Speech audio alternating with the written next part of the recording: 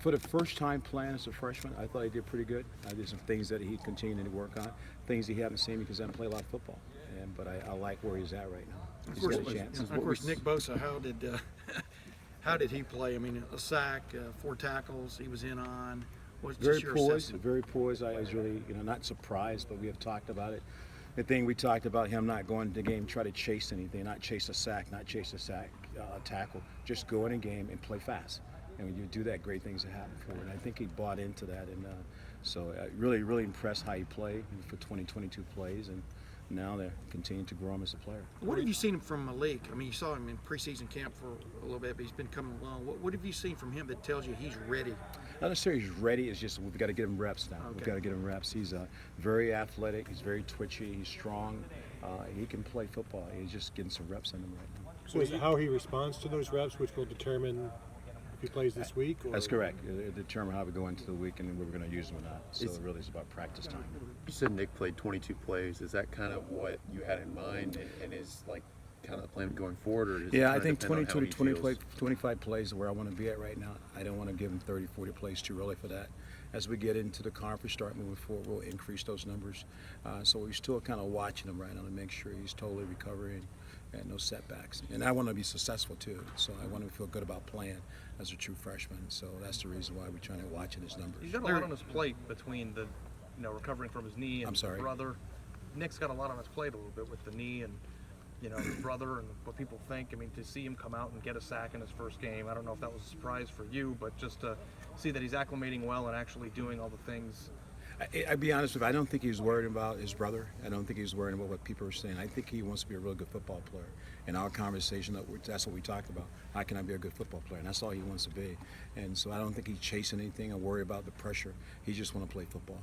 And that's the thing I like about it. Larry, I think you've always seen a little bit of of Tulsa already. I mean, their quarterback, the offensive like to run. What stands out about their quarterback more than anything else? They do like to come at you guys a little bit. I mean, running game. Really, I like to run the football. They like to run and to throw, which is really different. Yeah. And I think their offensive line is very, very good, very athletic. And their quarterback, what stands out about him from what He's you've got a seen? quick arm. He's a great decision maker. You know what I mean? He can see the field, gets the ball out extremely quick. So we've got to adjust our pass rush again. But I think he's been in some wars, and they score a lot of points. Yeah. And so we've got a challenge on Saturday. Do you see a lot of Baylor in what they do? I mean, There is. I mean, he came from Baylor University. I know a couple guys on that staff, and I know that's what they're doing. Yeah. I'm sorry to touch on something I'm sure you already have, but have you talked to Tracy since his surgery? Yeah, I have talked to him a couple of times. We were just in the training room a few minutes ago with his mom and dad, just trying to touch base with him a little bit, see how he was doing. But he's doing well. He's in good spirit. He missed it. He wants to be around the guys. And it's tough for a guy who's so connected to players. They have to sit out, but he's in good spirits. I mentioned also, too, I heard nothing but great things about what he did this offseason and transforming his body and everything like that. Just for this to come at the end of that, how much more tough does that make it? It's tough. I mean, there's no better. There's no question about it because he's worked so hard to get where he's at. But I think Trace is a warrior. He's resilient. He'll see the end of the rainbow and say, hey, this is what I've got to do to get better. And he's already turned his mind that way. Hey, coach, next year I'm going to be able to do this. And we just start having the plan already, getting ready for what's going to come his senior year. Larry, we saw so much last year how offenses were dealing with Joey with the double teams and sometimes even more than double teams. What did you see in the first game in terms of how Bowling Green blocked you guys? Was there somebody they double teamed? Was everybody pretty much straight up? What did you think? I think they just, they just did a protection, because they didn't know anybody, except for Taekwon and Sam who played last year. So I think the first game they were just kind of doing their thing, not changing anything. And most coaches, they'll do what they do. No matter what the player is, and they make some adjustments as they go. So it wasn't anything you could say, well, he did this or did that. I think they were just trying to, run their offense. Did your guys win their one-on-one battles enough? I thought that. I told someone just earlier we had, I think, 10 knockdowns. We had about 9 quarterback hurries. That's a pretty good day, 2 sacks. Because the ball was coming out quick. We had to change our rush, try to collapse the pocket, make him throw it in the tunnel, and we got a chance to hit him. We wanted to hit him a little bit to get him off rhythm. So it was a good start. Certainly want to be better. There's some things that we could do better rushing, and that's what we'll work on this week. One of the players who earned a champion grade was Robert Landers in his first game. What did you see out of him? Robert did a really nice job for. He played in a little Indy packet we use. He plays nose guard. That's where he's really good at, playing nose. He's real squatty in there, real quick, and he does really nice things. So I think that the elevator's going up. I think he's got a chance to help us down the road. Yep. Jalen's a guy who played as a true freshman, but he kind of had to, he was behind Joey, and Sam and Taekwondo have obviously been very good. Just what's it been like to watch the arc of his career path, and where do you I think tell he's you, at now? Jalen he's had a great off season. He had a great spring, had a great winter workouts. I mean, he's really ascending right now, and that's the neat thing about champs. Guys can score 85%, but I want a guy who can make a difference. I think Jalen did some things in the game that you guys won't see that was really outstanding when you watch the videotape. And so I think he's starting to really make a push to turn himself into a really great football player. What are those things that he brings to the table, and how does he impact He's a the great game? pass rusher. He's really starting to play the run really better. I thought that was one of the things I liked about him on Saturday, that he played the run really well. He can rush the passer. He's been really smart about what he's doing and taking care of himself. So he's 270, so we got him playing 3 technique on the inside, and he's done a really great job for us. And then was there any concern at all about what might happen if Nick Bosa went 7, 8, 9 games without a sack? Just the way people hype him up. No, I don't think that's the biggest concern. Really, I don't think that chasing sacks, and I think that's when you get in trouble. I just want him to go on the field and play as hard as he can. Right, but just from an outside pressure standpoint. I'm trying to erase all that. Yeah. Because I don't want him to take that on the field. And Right. if I can keep his mind free or just playing, being part of a unit, being part of a team, and not worry about I didn't get a sack this game and I get a sack that game.